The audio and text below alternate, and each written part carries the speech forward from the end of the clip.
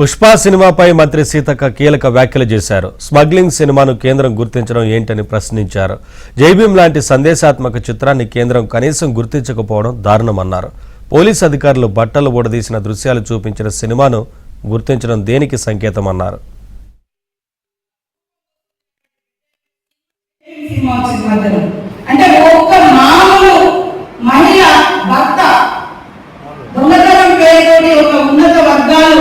Case పెట్టి ఇబ్బందులు పాలు చేస్తే చేతిలో సంఘంలో బిడ్డ కడుపులో మరి రూపం చేసుకునేటువంటి బిడ్డ యొక్క సినిమాను అద్భుతంగా మన ముందుకు తీసుకొచ్చింది. అవునా, మాకు ఈ హక్కులు ఉంటాయా అని ఎంతో మందికి ఈ సినిమా ప్రేరణగా నిలిచింది. కానీ అలాంటి సినిమాను ప్రోత్సహించలేదు. అలాంటి వాళ్ళకి కావడం రాలే జేబీ సినిమా లాంటి వాటికి. కానీ ఇవాళ పోలీసు అధికారులు చట్టబద్ధంగా ఉండేటువంటి డ్యూటీలో ఉంటారు.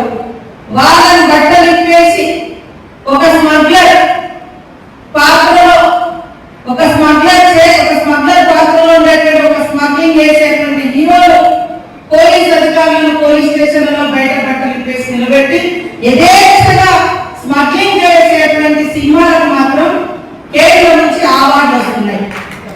ఏం చేయాలి? ఇలాంటి ప్రోత్సహించేది